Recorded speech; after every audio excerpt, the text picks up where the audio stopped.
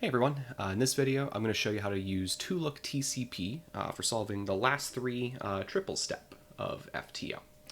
This is a beginner level tutorial for the FTO, but if you haven't learned to solve one already, I'd recommend learning first from Ben Streeter's tutorial, which is linked below in this video's description.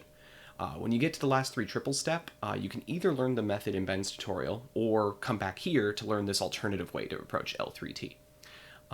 If you have already learned from that tutorial, though, and are just struggling with the pair formation step of L3T, especially with avoiding one flip, I think you'll really like this method as an alternative for approaching this last step of FTO. It only involves learning three new algorithms, and one of them is one you might already be familiar with, if you know OLL on 3x3, for example. This method of L3T is also better for transitioning you to learning full TCP, as the recognition of how to form triples for two-look TCP aligns with just doing full TCP. So if you're new to FTO or are an experienced solver and just haven't made the jump into TCP yet, or really anything in between that, I think you'll benefit a lot from implementing the two-look TCP method that I'll be showing in this video. Alright, so when doing triple formation, you're probably used to pairing corners to triangles so that the colors line up, like this blue sticker here and this blue triangle here. But what often becomes a problem is that if we go ahead and sledge this, so we flip this up right here, what often becomes a problem is after you form this first pair, is that when you make the second pair here, for example, if I make this purple line up here, you have a problem with the third pair in that the triangle is on the wrong side here of the green sticker here. And this is what's known as the one flip case in L3T. So to get around this, you have to learn a long sequence of sledges, hedges, and AUFs to get around this. But with two-look TCP, we don't care if this sticker matches the triangle sticker color. So we're just going to go ahead and pair this up instead. It's a non-yellow sticker here and a non-yellow sticker here, and that's all that matters, assuming that yellow is your top color. So doing this now, if I go ahead and hedge this in, it now allows us to form this mismatched triple, and then we finish our last three triples by forming this mismatched triple here. So this added flexibility makes forming triples basically automatic and puts us into doing two-look TCP right away. We're just two short algorithms away now from solving the puzzle once we do this. So the first thing we'll be doing now is solving the top layer. This may sound like we're solving the whole puzzle, but remember that there are also these non-yellow triangles that are involved in L3T, and they belong in the middle layer. So that'll be what remains after we complete this step.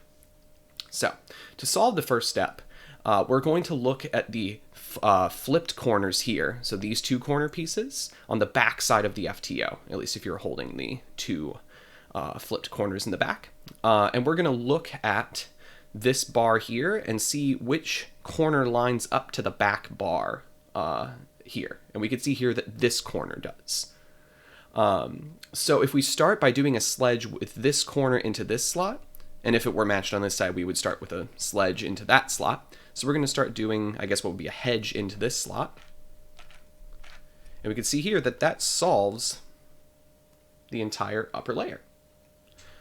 So if neither of those triangles here matches up on the backside, like it is in this case, then you'll need to just do a two flip to solve the top layer. There's a chance you might know a two flip already, especially if you're experienced at FTO, but if you are new to FTO, you might not be aware of this. I generally like doing a two flip as a hedge into the back with then a sledge, the normal sledge right in front of you, and what that looks like is, holding from this way, R, B prime, R prime, B, then R prime, L, R, L prime. And you can see here, if you don't have it match up, that will get you that solved top layer, and we'll just have some triangles left over to deal with. All right, so as I previously mentioned, the next step is going to be solving these middle layer triangles. It appears that we have a two swap of triangles here, this blue and purple one, but doing this is actually impossible on an FTO, at least switching two directly. However, because there are 8 sets of 3 identical triangles, we can effectively do what appears to be a swap of two pieces by involving two triangles of the same color. So if we hold the FTO with our top face on the left, and then one of the switch triangles here on right in front of you on the right, the other one will be on the back side here. We're effectively going to do a 3 cycle of this triangle, and then the back one, which will make it appear like we swapped 2. But effectively, we did swap 3. But anyway, to do this 2 swap, we're going to go ahead and hold it with yellow on the left here. Again, these 2 swap triangles, front here and back here. And we're going to do an RB wide, U, RB prime, U prime. Then we do an RB slice prime, U, RB, U prime, RB prime. And that solves that case there. So you might recognize this algorithm already as being similar to this OLL on 3x3, where you flip these 2 edges and all the corners are solved. So if you recognize this algorithm, it's basically doing the same thing, but instead on an FTO.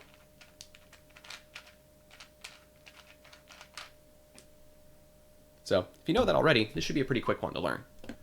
So there are only 2 other cases to learn for this last step of solving the last 3 triangles. The first one here is when you have a 3 cycle of triangles remaining, and they need to go counterclockwise.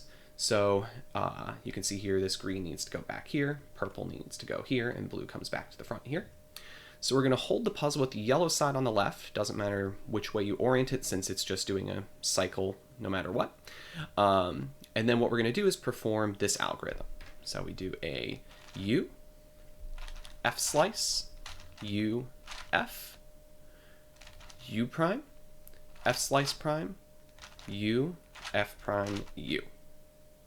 And that'll solve that case.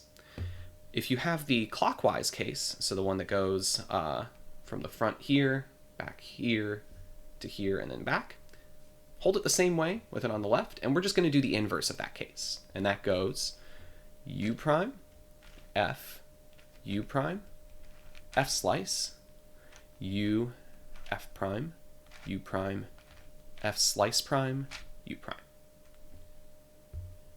So that's all there is for 2-look TCP. Looking forward, this method of solving L3T sets you up for learning all of the full TCP cases, at least in terms of the way you're going to form pairs and pair up your corners to the triangles. You'll often see, when you move on to full TCP, these being classified into even or odd TCP cases, and it's based solely on your triangle formation. So if you had one of the first cases we looked at where 2 of the pairs were mismatched, but one was the sort of standard pair that you're used to in the standard method, then this is what's called an odd TCP case, because you need to make an odd number of switches here. Whereas a more traditional case where, all of them are paired correctly, or all of them are not paired correctly, these are called even TCP cases, as they require an even number of 2 swaps to fix into, say, this case, where this requires no swaps to get to a normal paired case.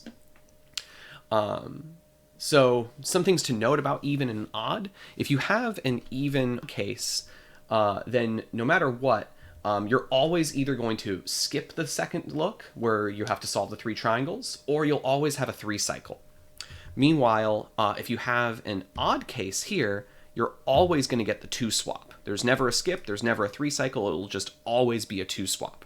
So especially for the odd cases, this is really important to know for look ahead, where you can sort of know already what the case is going to be. But as well here, for even cases, if there's something not solved, right away it has to be a 3 cycle rather than the 2 swap that we learned first. So when you learn full TCP eventually, you'll be able to go directly from these cases here, just directly for one algorithm to finish the solve. But even recognizing just, this even or odd for a 2-look TCP will sort of help you make this 2-look process feel smoother, less pause in between the 2 looks. So best of luck with implementing 2-look TCP into your solves, and I hope it brings your times down.